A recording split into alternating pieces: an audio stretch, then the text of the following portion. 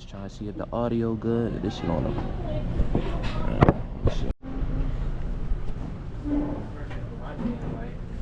You go what? This perfect for my day in life. Hell yeah. And it is, man. This is my first time ever been in here, bro. This guy here. We here with your boy Third Eye T, and this is what the we doing. Hey, let's get it. Running up, city on lock, probably fucked the whole summer up. Running up, shouting her body, so I had to pump her up. Running up, she wanna fuss or deliver a lumber truck. Running up, ayy, running up, ayy. What's up, YouTube? This is Third Eye T, and you tuned into another episode of What the They Doing. If you haven't tuned into the first episode with my guy Reap, I advise you to go ahead, run back, watch that real quick, get caught up to speed, and bring your ass right back here. But this is episode 2, and for this episode, I pulled up on fashion designer, the Rage God, man. He had me pull up the Barnes & Noble out in the White Marsh area. So I pulled up on him, and we here to see what the he doing. This is the portion where for 30 seconds, you just have the ability to sell yourself as a creator to anybody who's new to the channel or who's already subscribed to the channel and might not know who you are. So, Okay, Go ahead and start. What's up, Ragers? It's your boy Rage God, owner of Rage World. Rage World is a streetwear brand. I would consider a commercial streetwear brand. It's diverse to all people. It's unisex brand. If you've been following the brand for a while, you know I specialize in bootlegs, and I consist of my money. If you don't know, follow my Instagram at rage.world.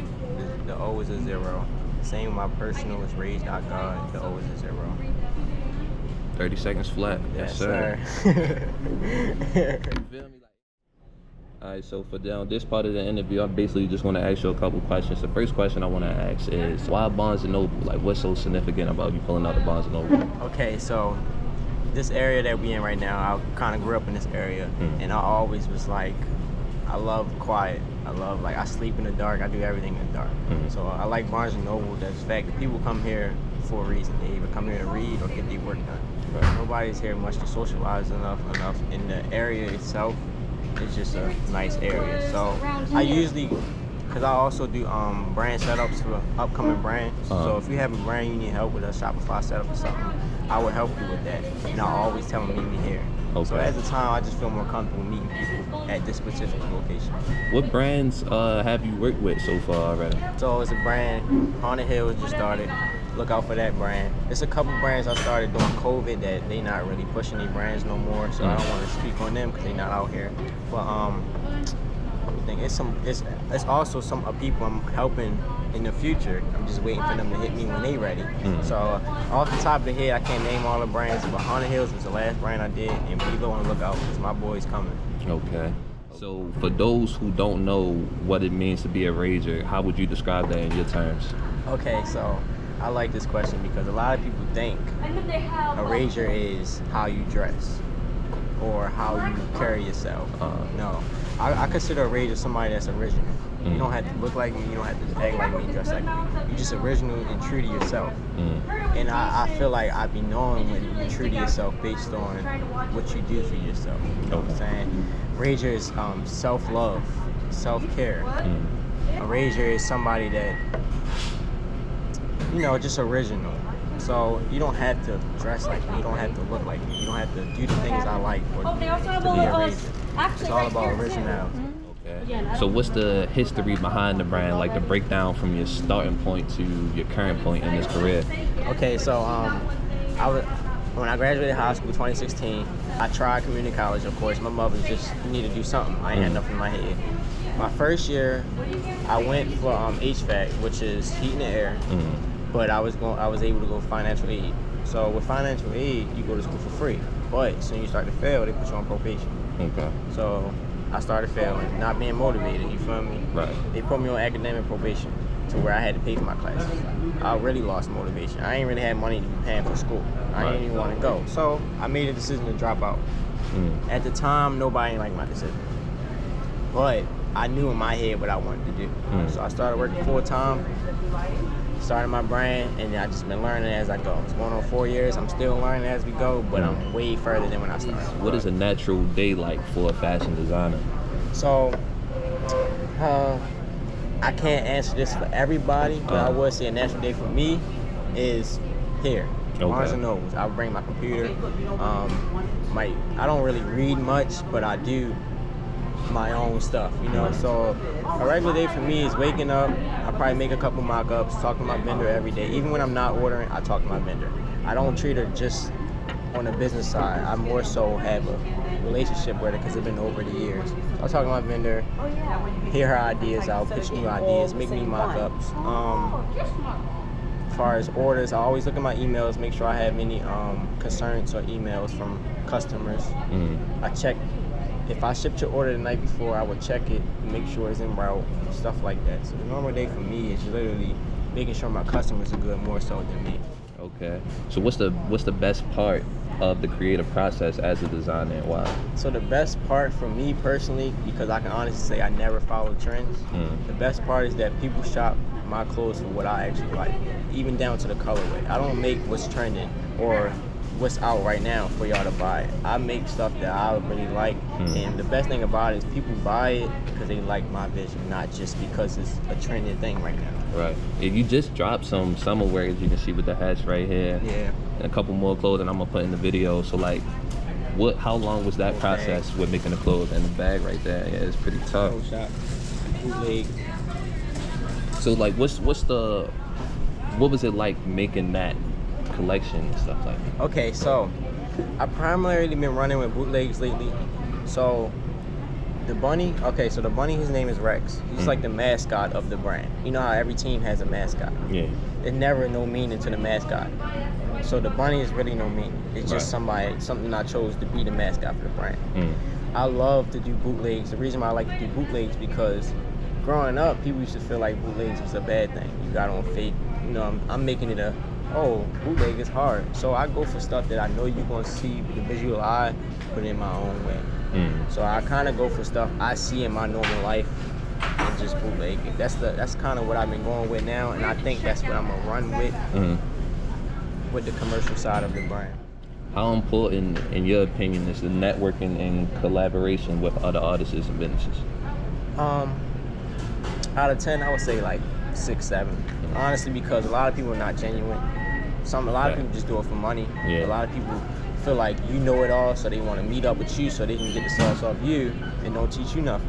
So networking in general plays a big part, but with other artists and collaborations, I'm not really big on that. It's been 4 years. I still haven't collabed with any brand. Oh, that was going to be my next question. I was going to say, did you have any current collaborations, or do you have some people in mind that you would want to work with? I do. So Flawed Beans, it's a Philly-based brand. My man's out in Philly. We just started to follow each other probably like 2 years ago, but I really like his brand. His brand is meaningful like mine, and we have been talking about collabing. I won't give y'all an official date, but Flawed Beans, check my man's brand out. My boy Nice. So I seen like recently, like about a month ago, you had a pop-up shop. I just wanted to ask, like, as far as pop-up shops and events like that, what is the experience from your point of view as a creative, like compared to like, you know, how if I was to go and actually buy your work and your clothes and stuff from you, how would you look at it from your point of view, actually doing the selling and the vending? Okay, so me, I've been doing pop-ups a long time now, and I feel like the best thing with pop-ups is getting new customers. It's fun when people are coming for other people, but they see your brand, now you deserve a new customer. So I always learn from pop-ups to get better on, but I also like with pop-ups, I love the experience. Like every time I have a pop-up, I get new followers. There's new vibes, you know. Even people that come from me check out other brands. I don't like to be stingy. Like, you don't have to just come shop with me. Check everything out, you know. A lot of people don't like that. A lot of people see everything as competition, but me being so passionate about my brand, I'm not in competition with nobody. I just sell clothes just like another person can. That's why I help people sell clothes, you know? It's not too many people with a brand that's helping people start their brands, you know? Exactly. So, if you could wake up and see one person in some Rage apparel, no matter who it is, who would you want that person to be? Damn. Kanye. Why? So, I'm not gonna lie, like, even before that little Netflix documentary about Kanye, I always knew how much of a hustle Kanye was and how influential he was to me. Yeah. You know, when everybody's saying he was crazy, I never thought he was crazy. You know, I just thought he was himself.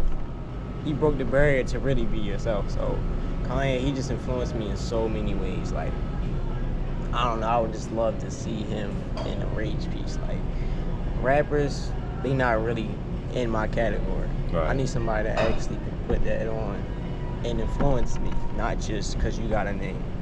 So Kanye West for sure, or Ian Connor, Sicko, yeah, I would love to see him on my shit. But the list couldn't go on, honestly. All right, so what is the future looking like for you and your brand? Like any upcoming projects on the way or anything you want to add? Okay, so as of right now, I probably wouldn't really speak on what's coming for end of this year, but I do have a showcase coming. That's what I would just tell you. Next year, I'm looking to really go commercial if I can. Like, I always said, like, growing up, I used to like that me and my mother and my little sisters and brother, we would get in the car, go to the mall, and you'll have everything there. You can get food, you can shop, you can do everything at once. I want to bring that commercial style back, that lifestyle. Like, when you go to the mall now, you probably only gonna get food. Exactly. I'm trying to bring it where we in the mall where they're selling clothes. Yeah. You know what I'm saying? So I'm really trying to go commercial just in my own way. And I feel like nobody's here thinking that. So if I keep staying in my lane, the route I'm going, it's gonna happen. Yeah, I definitely feel like it could. And it definitely don't seem like nobody trying to be in the malls no more anyway. Most people, like me personally, I'm not gonna lie, I'm from the county. I grew up with white people, I grew up with black people, I grew up with all races. I can't get no retail store in the hood. For one, I'm limited to myself because only our people are gonna come. Not a lot of people are comfortable pulling up to a hood store with no storefront. Right. I think it's about the bigger picture. Parking, terrible in the city. Yeah. I want my customers to come and feel like a place to be, not just somewhere to spend your money. I want you to feel somewhere. So I think about a lot when I think about going commercial. I want to be able to people pull up, park for free, come in here and chill. You don't gotta leave soon you buy your shit. You can chill. We have music playing, whatever's going on. But yeah, so I like the diverse of my brand, and if I was to do a move like that, I would lose clientele, money, all that, you know what I'm saying? So right. I do want to keep it commercial because the route I'm going, I have to go commercial. There's no other way. Are you looking like commercial locally or like nationwide type? So, I like headquarters, I want to stay in Maryland. Okay. But I do want to branch out. That's why I'm going for malls, because it's a mall in every state. Yeah. Fact. That's the goal. I want to have a headquarters here, fulfillment center or something, but I'm pushing to get malls. And it's not as hard as you think. You just need funds. That's for everything else. You feel me? So if I keep doing what I'm doing, I'm going to be able to do what I want to do. All right. Would you see yourself setting up like a Rage fashion show? Yes. So it's funny because remember I said showcase? Yeah. That's what it's going to be. Okay. So now y'all know. He just leaked it for y'all. Fashion show coming this fall. It's all Rage. No other brand. Strictly Rage. I'm going to have my stylists. Members of Rage will be styling, all females. The models will be members of Rage. Everything is part of Rage. I'm the owner, but I have models. I have photographers. I have you. You know what I'm saying? I have stylists. So I'm letting everybody play their part this time. I'm just meaning in the back, like, hey, this is my shit, but y'all did it. So yeah, that's the showcase coming. I gotta, it's gonna be called, I'm still thinking of a name, but it's pretty much gonna be a showcase where I'm gonna have totes and bins full of samples, and I'm gonna let all my Ragers style whoever they want. So be ready. If you like walking, hit me up. It's coming. If you like styling, hit me up. You know, we coming hard. All right, so for the last part of the interview, a couple Instagram followers had some questions for you. The first question is from Oso K. She asks, what gets you inspired to create? Okay, so if you've been following me, everybody know I'm a nature boy. I love outside. I really be outside. Half of the pictures I take are live pictures from my phone or my cameras and shit. So what inspires me is everyday life. Like, I get high, just ride passenger with my man sometimes, and just be amazed at what the shit you see. A lot of my bootlegs come from me riding passenger. I might ride past something like, I can do that in my own way, and literally bring it to life. So I feel like my lifestyle is just what inspires me. That's why it makes it easy for me to do what I do. Okay. I'm not looking for the next move. I see it right in front of me. I either can ignore it or pull through with it. So me just being a nature boy, really, the defines my brand. Yeah. That's tough. One IU Patty asks, how do you market your brand, and what is the hardest thing about running a brand?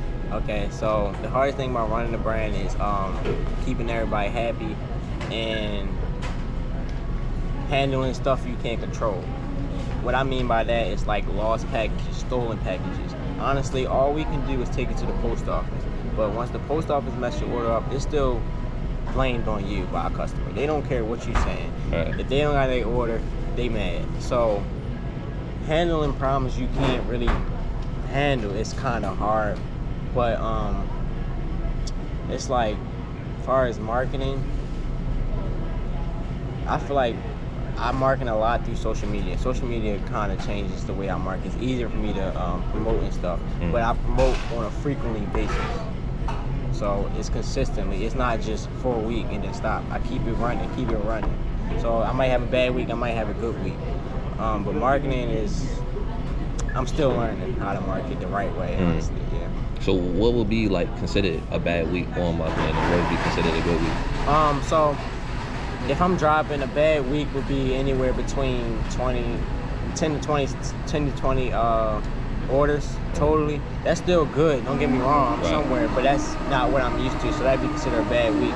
Whereas though, I still work though, so I would go to work and be like, okay, this was a kind of iffy week. We still can make it up next week. Or I might just do a sale, might just make it $10 off. Advertising really is everything, so sometimes you have to do what your customers want you to do. Okay, and the last question, I don't even know if I want to put this in the video, but I'm going to ask it anyway. It's from L&D Todd. He asks, can I go to the store and get some more Oreos? That nigga Todd, yo. I know who exactly that is, so yeah, yo, you can go get some Oreos, bro. Is there any closing words that you want to end the interview off with? So word of advice is don't take no advice from anybody. It's the best advice I can give you. Raise God, raise shit, raise for life, follow the brand. He probably gonna drop the tag right here. Yes, sir. Appreciate this and have a good day. Alright, y'all, I was locked in with the Raise God itself, man. I'm your boy Third IT, and this is what the they know.